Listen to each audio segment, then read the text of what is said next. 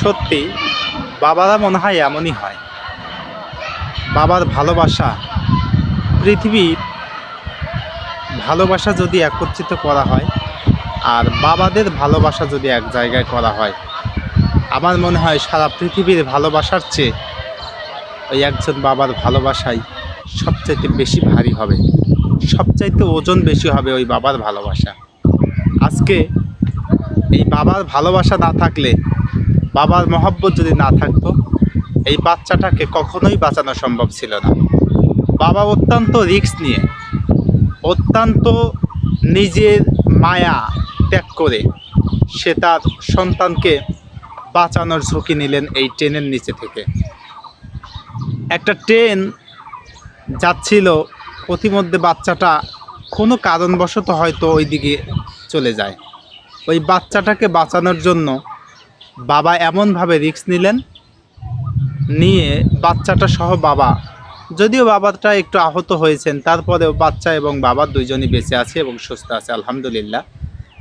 এখন একটা বিষয় হলো যে আজকে এই বাবা মাদের প্রতি সন্তান কত খারাপ আচরণ করে।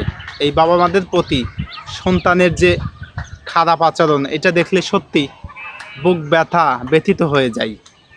আজকে বাবাদের প্রতি সম্মান নাই, তাদের প্রতি ভালোবাসা নাই, তাদের প্রতি মহাব্বত নাই। আল্লাহ রাব্বুল আলামিন কিন্তু বাবা এবং মায়ের ব্যাপারে পবিত্র কালামুল্লাহর মধ্যে সূরা বানী ইসরাঈলের 23 নম্বর আয়াতে কারিমার মধ্যে আল্লাহ রাব্বুল আলামিন কিন্তু বলেন, ওয়াকাদা রব্বুকা আল্লা তা'বুদু ইল্লা ইয়্যাহু ওয়া বিল ওয়ালিদাইনি ইহসানা ইম্মা ইয়াবলুগান্না ইনদাকাল কিবারা আহাদুহুমা আও কিলাহুমা ফালা তাকুল লাহুমা উফফিউ ওয়া লা তানহারহুমা কওলান কারীমা। আল্লাহ রাব্বুল আলামিন বলেন যে বান্দা, তোমরা আল্লাহ ছাড়া অন্য কারো ইবাদত করবে না এবং তোমাদের পিতামাতাদের প্রতি সদ্ব্যবহার করবে। তাদের দুজনের একজন অথবা উভয় যদি বার্ধক্যে উপনীত হয়, তাদেরকে ধমক দিয়ে কথা বলবে না এবং উফ শব্দটি উচ্চারণ করবে না, এবং তাদের প্রতি তোমরা সদাই আচরণ করবে। আল্লাহ পাকের এই ঘোষণা কিন্তু একদম সুস্পষ্ট। আল্লাহ পাক কিন্তু এই বিধান তামাম পৃথিবীর মুসলিম জাতির উপরে তথা সমগ্র মানব জাতির উপরে কিন্তু এই বিধানটা আল্লাহ পাক কিন্তু অর্পিত করে দিলেন। আজকে আমরা বড় হয়ে সন্তানরা কিন্তু সেই বাবা মার প্রতি ভালোবাসা, বাবা মার প্রতি যে সম্মান, যে শ্রদ্ধা, যেই ভক্তি দেখানোর কথা আল্লাহ রাব্বুল আলামিন বলেছেন, তেমন কথা, তেমন ভক্তি কিন্তু আমরা দেখাতে পারি না। সম্মানিত উপস্থিতি, আজকে একটা বিষয় খুবই ভালো করে লক্ষ্য করবেন।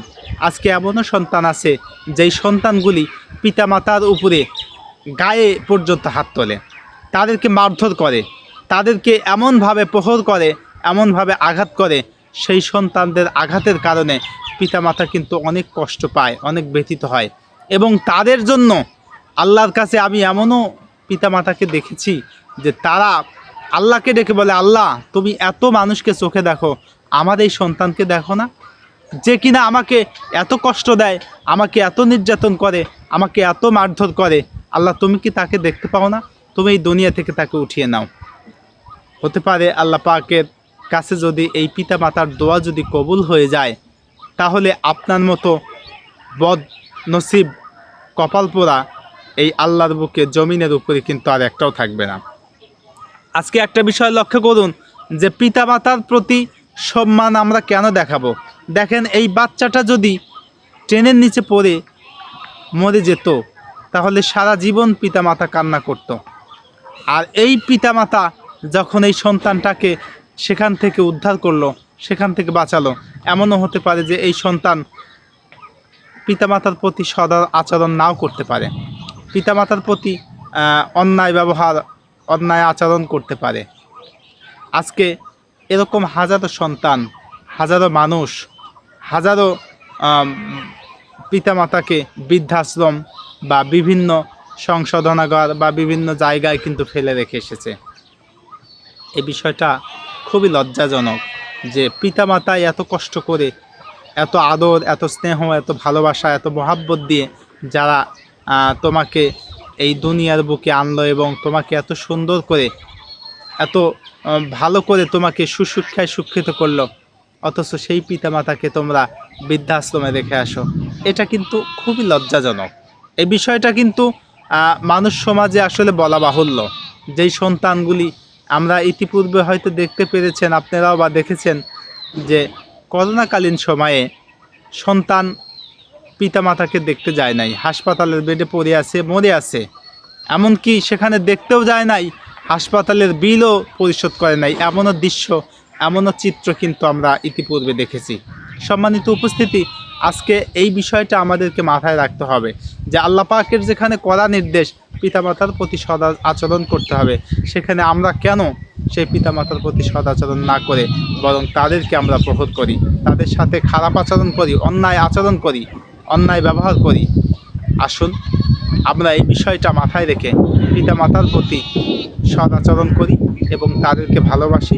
আল্লাহ রাব্বুল আলামিনের পরেই পিতামাতার প্রতি ভালোবাসা এবং তাদেরকে সম্মান, ভক্তি, শ্রদ্ধা যেন আমরা সারা জীবন করে যেতে পারি।